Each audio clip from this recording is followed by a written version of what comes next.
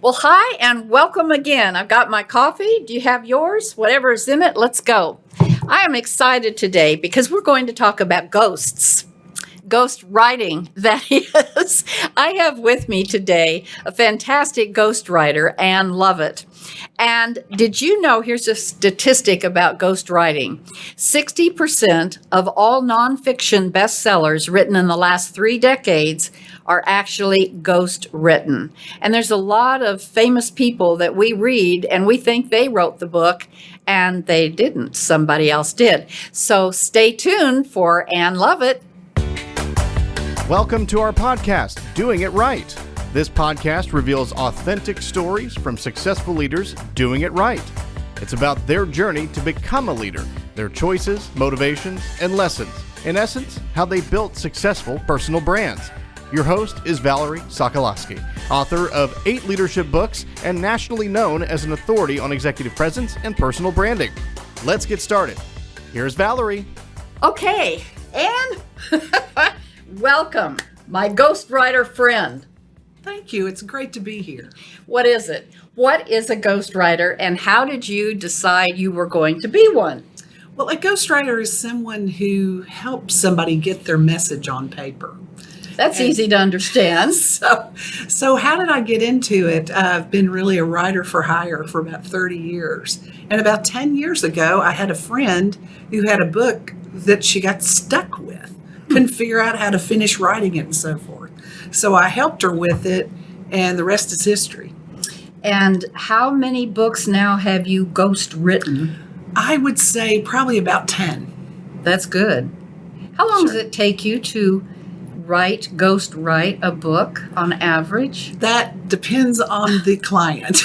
I bet it does. I mean, what I would like to do is write a book within 60 to 120 days, but it really depends on the client's schedule, because I don't just go off, to the country villa and write the book. It's a very collaborative type process.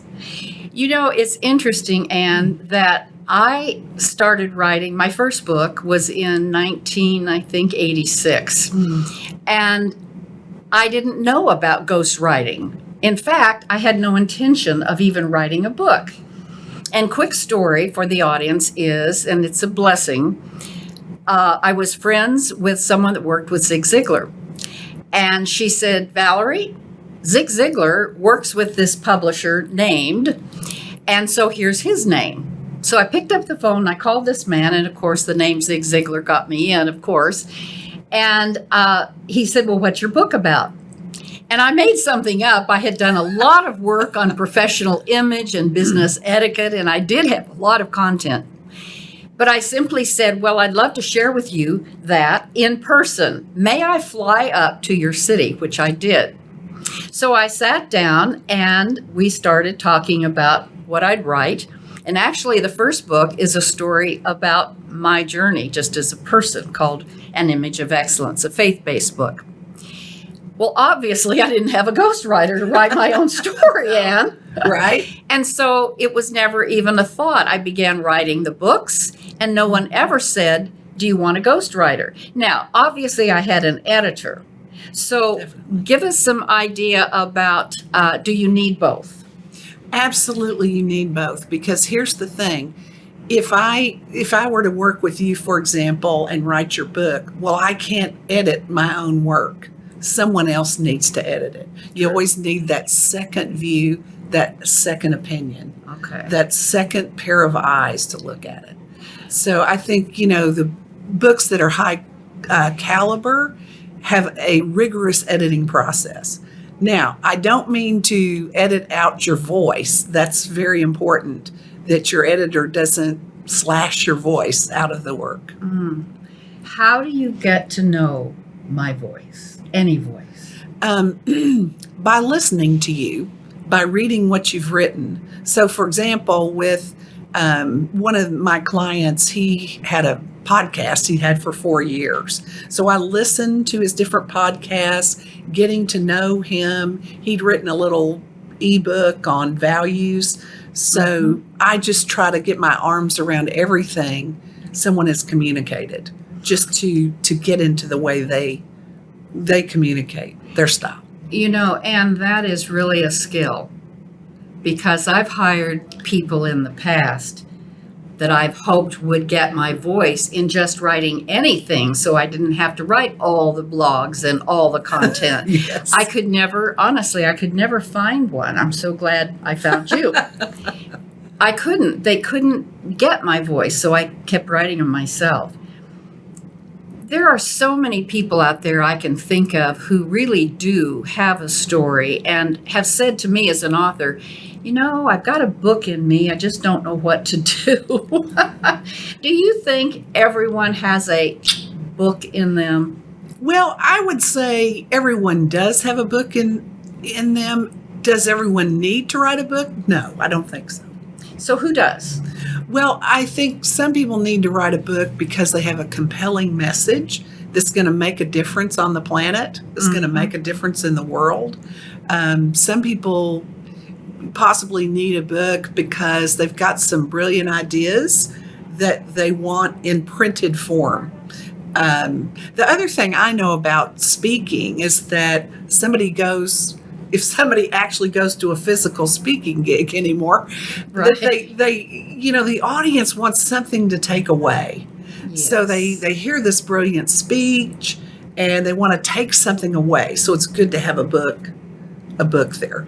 Some people just need to write their book for cathartic reasons. That's interesting. It's a good way to deal with maybe traumatic issues or so there are various reasons people need to write a book. So journaling. Excellent. A lot of people have that cathartic. Yes. And release. Actually, I believe your book comes out of your journal. I wondered about that. I believe that it's like Michelangelo used to say that the sculpture is in this block of marble. All I'm doing is chipping away what doesn't belong there. And I believe the same is true for your journal. So when someone says to me, hey, I want to write a book, that's usually my first question. Have you been writing in a journal? And to me, a journal is different than a diary. A diary is, I spoke to Aunt Sue today, la, la, la. A journal is more an exploration of thoughts, ideas, that kind of thing, how I felt about something. I think it goes really deeper. Good. That's really good, Anne. So you shared with me some lessons learned and some advice for those people who are thinking about writing a book. Yes. One of them was something about clarifying your mind on the why. Tell us a little bit more about that. Listen up, people, because every single one of you, I do believe, has a book in them, in you. It can be a little mini book. It doesn't have to be a big book. But I want you to listen up, because think about a message that you have that someone could find value in. That's a compelling message. You've got them. You're living your life. I know you've got them in you, so listen up. So I think that having the why is important, because writing a book takes a lot of conviction. And I have some people come to me, oh, I need a book. And that's one of my first questions to them is, why do you need a book? And then I'll go into questions around who's the audience, what do you hope they will gain? But I think it all starts with why. I believe Simon Sinek was correct when he said it starts with why. So I think if you know your why, it will be communicated through the book, and I think that's very important. Absolutely it is. And sometimes it's hard to really understand what the why is. We've got a lot of whys. And what about writer's block? When those of us who write anything, there is such a thing. And then you can wake up the next morning and it just comes to you. But when you've got writer's block, what is your advice? My advice is stop editing while you're writing. What do you mean by that? What I mean is maybe you write a sentence or two and then you stop. Oh, no, that's not what I meant. or you think, oh, this is grammatically incorrect, or you start questioning, stop. What you need to do is write and just flow with your writing. The other thing is, it's better to write too much and come back and edit it than try to make it too cryptic in the first place.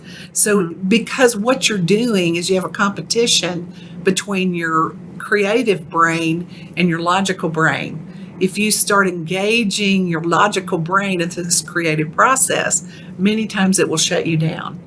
So the other thing is, if you're sitting, you're writing, and you do hit writer's block, I would say stand up, go walk the dog, go outside, just get your mind away from it and just come back. And then the other thing I would say about writing, it's great to write a lot of content, let it sit overnight, because at night your brain processes things. And so you come back to it the next day, you have a new perspective on it. That particular advice really hits me. And I'll bet it hits a lot of you who, like me, keep working and working and working. I've had to set the alarm, Anne, per hour for exactly the reason you said. The brain does. From my understanding, it needs to breathe. It needs a rest. And so it's not natural to get up if you are in the workflow. So I love that. And it's not easy to do. So as I said, I set the alarm, and on an hour it dings. I may or may not always get up, but it's telling me, Valerie, stop a little bit, take a breath. And more often than not, I do go get a cup of coffee or something like that. That's great. When you are writing, ghostwriting for someone, Anne, what makes you different, better than, or different from other ghostwriters? I think I'm very interested in getting into the person's voice, almost getting into their head in a sense, and understanding how they process information, how they think. Not saying that other ghostwriters don't do that, but some are not as cognizant of it as I am. That is one thing that's very important to me, that it's not my message, it's your message. So I spend a lot of time and energy figuring that out. What is your voice? And if I read something I've written, I'm thinking, that doesn't sound like her. I might go back and change it. The other thing is, I asked my clients to read like the first 2 chapters. Does this sound like you? I've had some people say, I don't know. And they sent it to their friend to That's say, a good does this idea. sound like me? That's a good idea. Okay. What you're really saying, I think, is you have great listening skills. And I can tell that. I know you. You're very calm. And for those of us who aren't, that's really important to just kind of bring us down a level. Doesn't that serve you well? It does. And I will tell you, that's a learned skill. Is it? I spent a lot of years learning that skill. I can't imagine. Are you saying you were a different kind of a personality, maybe? I don't think my personality was different. I just think I've tamed it a little bit. We can't change our personality. I knew you'd say that. And, I spent years in consulting, and that taught me to be good at asking questions and digging deeper, in what the client was saying. And in order to dig deeper, you have to listen very carefully to what they say. What are some things they might imply that they're not saying? And you never can assume anything, but just asking the next question, I think. That's good advice for any leader or any person. Doesn't have to be that you have people working for you. Family even. True. Right? Oh, family can be harder. Really? That's my experience anyway. I think you may have a point there.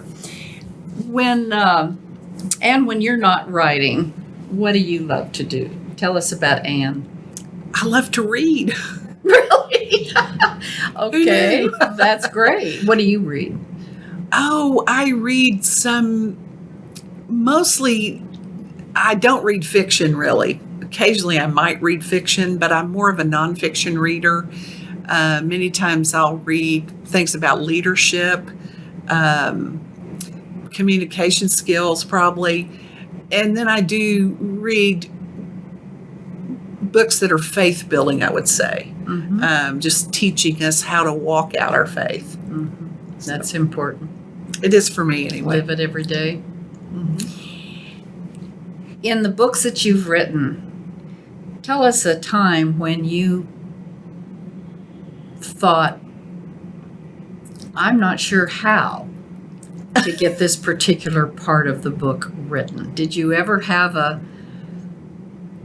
Well, this is not stuck point? This is not exactly I don't know how to write it, but I wrote a book for a doctor who discovered this methodology for dealing with chronic back pain and chronic pain in different places.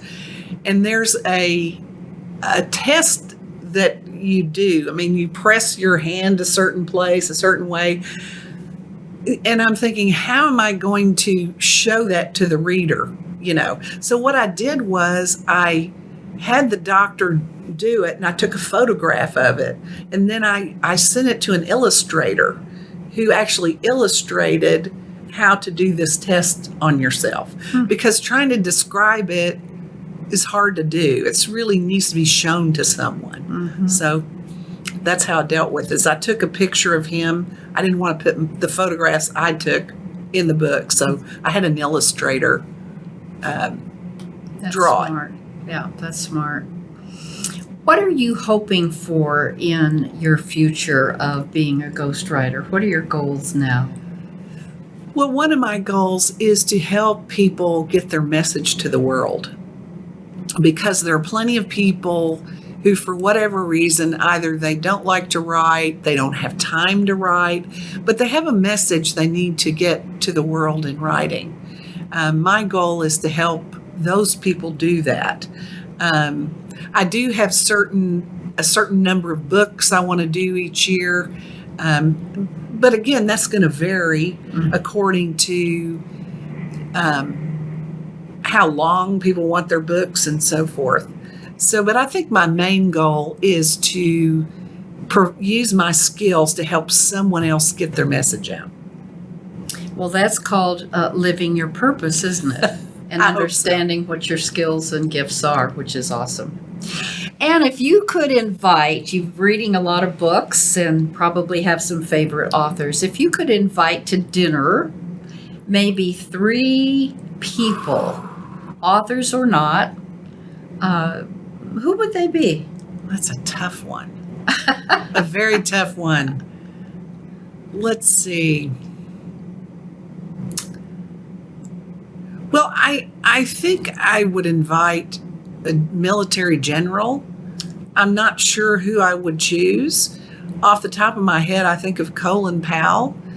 But I would want to talk to a military general to understand strategy and leadership from their perspective.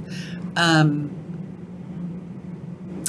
want to talk to Condoleezza Rice, a very educated woman. I believe she's a professor at Stanford, if I'm not mistaken.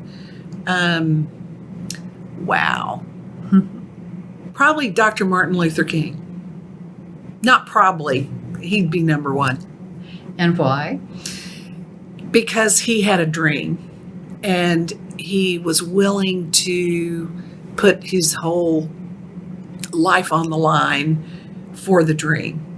And he was a visionary.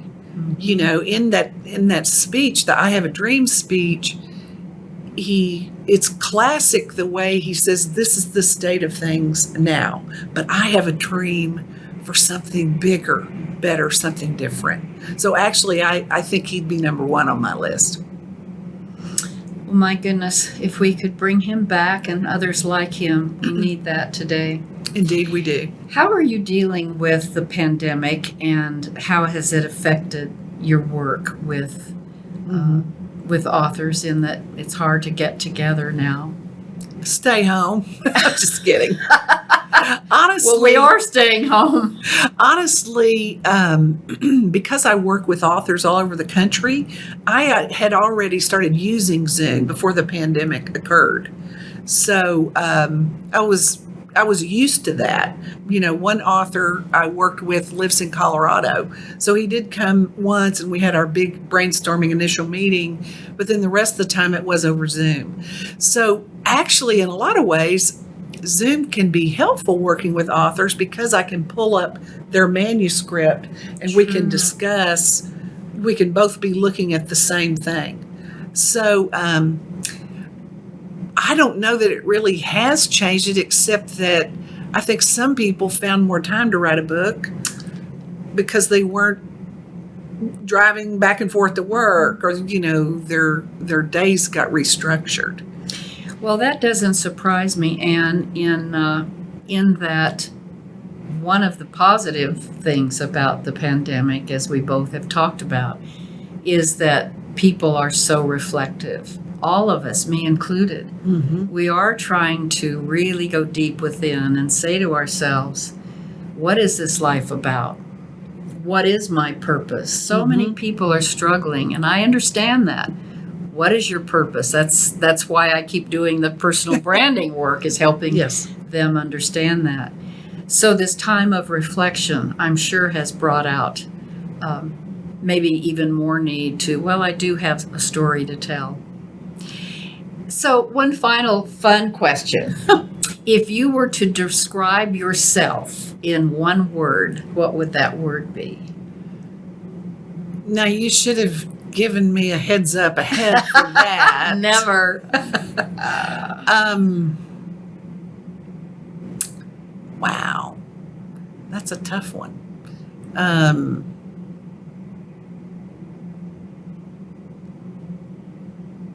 I would say in tune. I know that's a hyphenated word. In tune. In tune, I would say. Tell me more. Because I'm in tune with what's going, if I walk into a room, I seem to be able to read what's happening in the room. Part of that is because I love to observe people and how they interact with each other. The other thing is,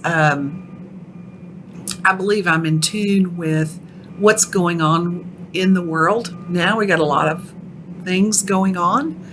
So I feel like I'm in tune to different factions that impact what's going on now. And, in some ways I'm an introvert. Some people are surprised at that because I'm naturally pretty friendly, but I get my strength from within. And I just as soon go sit by the lake by myself with my journal as I would, well, I can't water ski anymore, but reflective. But I would say in tune is probably best word. That's a good word, Anne. I am sure that people are going to want to know how to get in touch with you. Yes. And so the answer is? Well, you can reach me on LinkedIn. I'm Anne Lovett Baird on LinkedIn. Or you can email me at Ann, A-N-N, at lovettconsulting.com. And Lovett is L-O-V-E-T-T, consulting.com. I have to spell it because my Texas twang, sometimes people don't understand what I said. And it's been a pleasure having you. I've always wanted to ask someone that's a ghostwriter what it's all about, since maybe if I write another book, I'll have you ghostwrite it. I'd be glad to help you. I don't know if I have another one in me, but we'll see. Thank you so much for being on the show, bet. and I wish you all the blessings and all the good work that you're going to do for a lot of people. Thank you so much, Valerie. All right. Appreciate it. All right. And thank you for always watching. I'll have another sip of coffee until I see you next time. Bye for now. So here's my Valerieism for today. Don't let your ego overgo you. Don't let your ego overgo you. Recently, I got a call from a senior vice president of a Fortune 100 company. Very important man. And I was just thrilled that he called. He came over to talk to me about what he wanted, and here's what he said. I want you to help me be Billy Crystal. Now, for those of you who may not know Billy Crystal, he is an all-time famous comedian. Not very visible these days, but boy, he was. And funny as all get out. And that's what he said. And I turned to him very simply, because you know that I'm all about authenticity. And I said, you know what, sir? I called his name. I'll help you be the best you can be, but you're never going to be Billy Crystal. And he looked at me and he said, but that's what I want to hire you to do. And I said, well, let me just say it differently. I will help you have the best jokes, and they will be delivered in your authentic way. And that way, you will be funny. But don't try to be somebody you're not, or it will fall flat. Well, here's what happened. We actually wrote a script for a very important meeting. This was a Asian company, and the Asian leaders came over for this conference. And he took our advice, he put his spin on it in his authentic way, and it went over beautifully. So at the end of the day, he thanked us for staying authentic, and you be the same. That's it for now. Thanks for listening. To receive Valerie's voice, free monthly leadership tips, and to learn more about her leadership programs and coaching, visit her website, valerieandcompany.com. Next week, we'll be here again to inspire, engage, and equip you with teachable points of view from successful leaders who have been doing it right. Until then, lead authentically.